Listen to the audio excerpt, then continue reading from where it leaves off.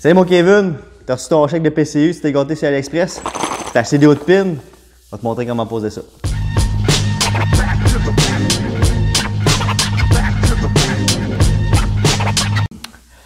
C'est pas super compliqué. D'habitude, des hauts de pin, tu poses ça où que les stoppers de hood en rubber viennent s'asseoir. Sauf que là, vu que les stoppers sont très loin sur les rebords, si je mets les hauts de pin là, ça sera pas super beau. Donc, on va les mettre plus à l'intérieur, où il y a déjà des trous. Petit truc, sur un support radiateur, il va toujours avoir des trous. En général, ces trous-là vont être pareils à gauche ou à droite. Ça va toujours être à la même place. Donc, pour faire une belle job, j'enlève le bumper et les lumières pour être capable de me placer bien comme il faut. On va commencer par ça. On va commencer par ce matin.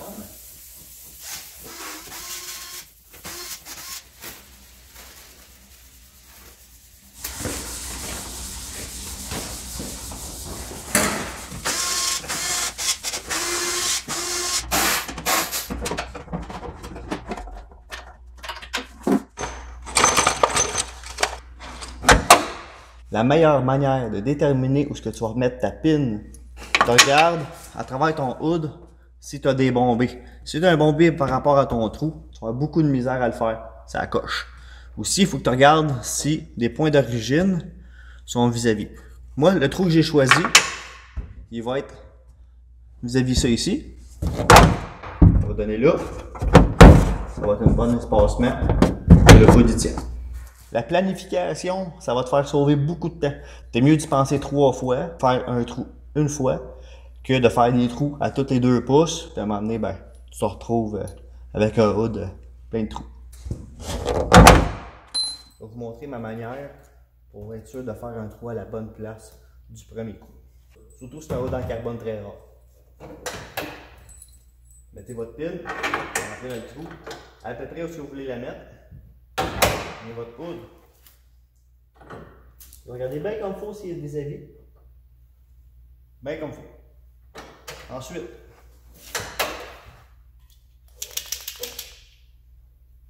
la peinture. La peinture sur le top.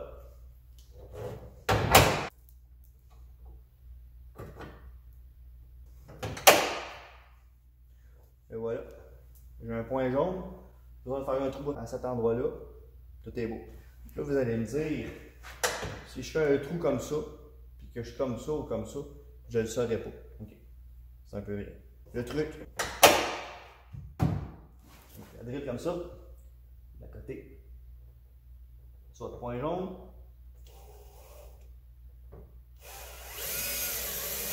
Laissez tomber votre hood doucement sur votre drill.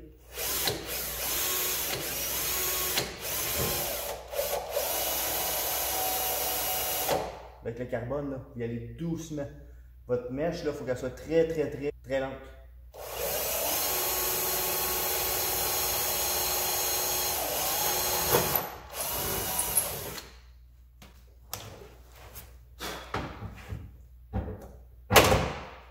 That's it. Le même procédé pour le bord.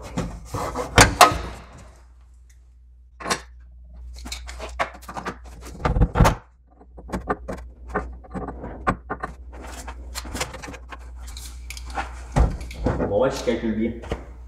Le point jaune, où est-ce que je suis posé d'être.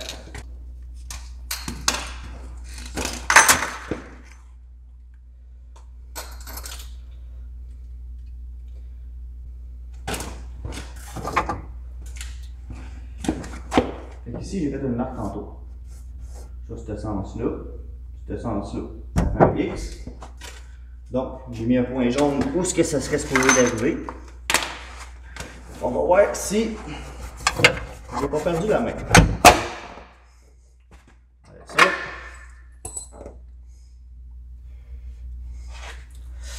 Mais la même affaire. Mettre la bonne place.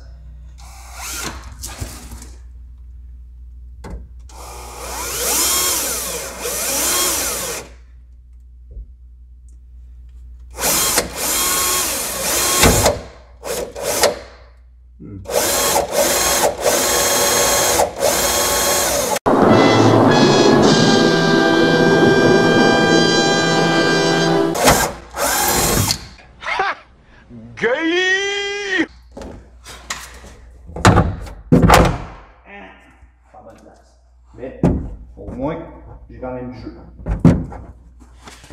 Comme vous pouvez voir, ça c'est mon premier essai. J'ai drillé exactement à la même place que l'autre côté avec mes mesures, puis je tombe parfaitement à bonne place. Donc, je vais être rendu à grossir ma mèche pour que ça passe au travers. Un petit truc, pour ce que vous allez driller, mettez toujours un morceau de bois. Comme ça, si votre drill passe au travers, vous n'allez pas scraper la peinture en dessous ou une pièce. Quand vous drillez du carbone, c'est très important de prendre une mèche qui coupe beaucoup, puis d'y aller doucement. Vous ne pèsez pas, c'est très important. Parce que si votre drill à mort, vous pouvez casser le carbone tout le tour. C'est très, très important. La minutie et la patience, là, ça va être primordial.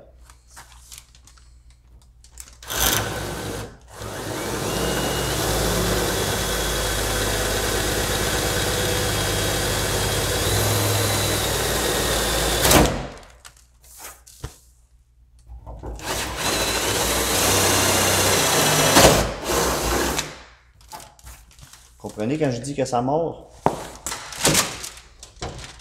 Quand je disais une précaution, là, si j'avais pas mis le morceau de bois, là, j'aurais passé au travers, j'aurais sûrement magané la peinture en dessous. Donc, ce que j'ai fait, j'ai mis la pine là, je mets vis-à-vis, je prends le mien, je regarde si je suis vis-à-vis, je suis vis-à-vis, donc je vais pouvoir faire un trou de cette grosseur-là dans mon wood.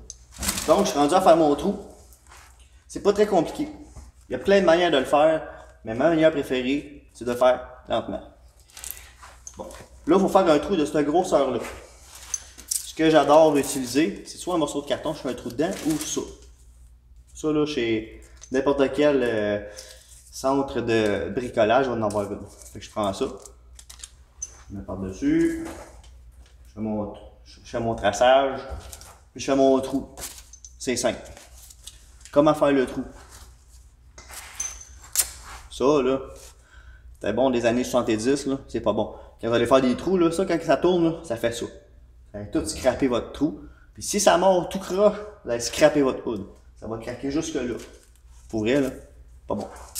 Si tu veux vraiment faire un trou, avec un emporte-pièce,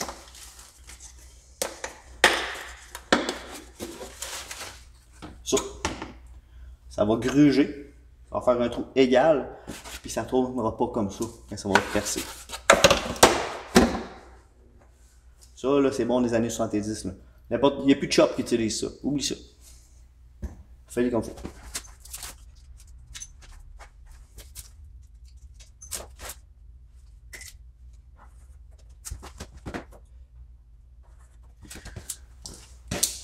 Bon. Moi, la manière que j'utilise, j'ai un vieux de la vieille. J'utilise une grignoteuse. Au fond, j'ai plus place à l'erreur. Ça va gruger égal. Puis si ça mord, ça ne scrapera pas le hood.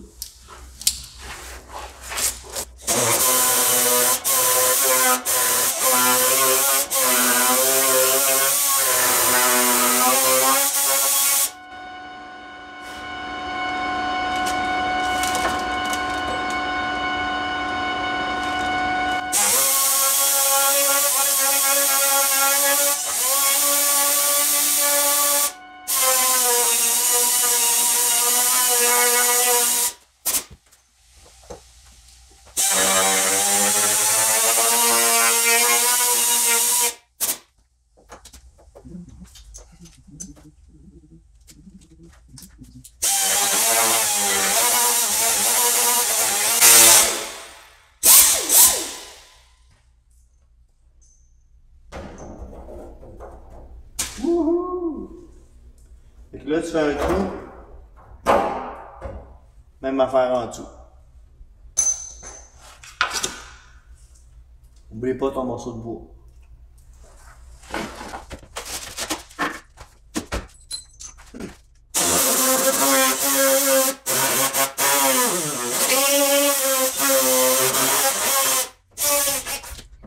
That's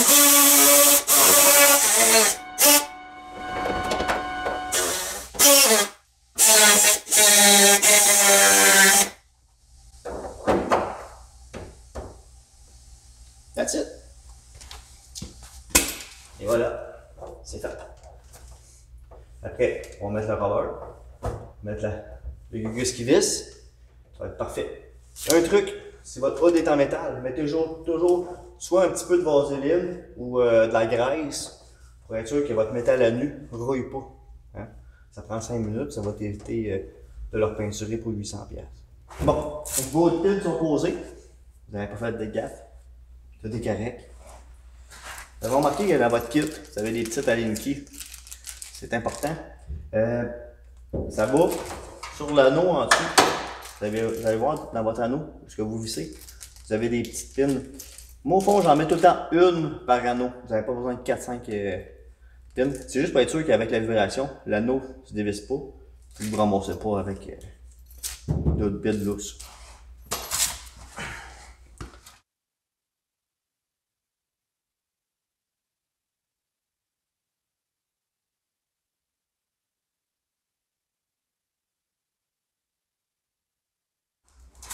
Bon, félicitations, vous avez fait le plus dur.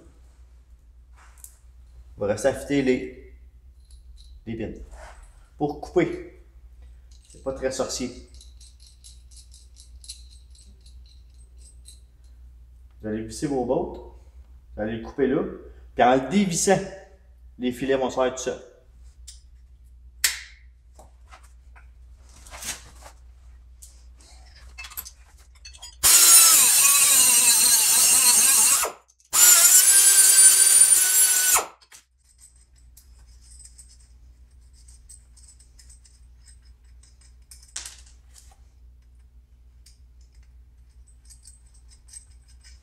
That's it.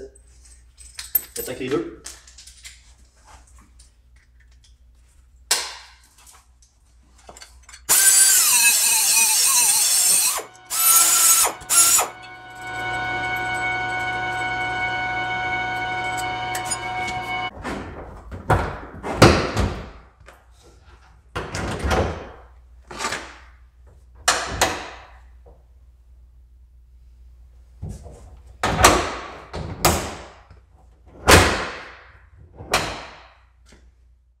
I'm Mike Chipos, man. I got this, yeah.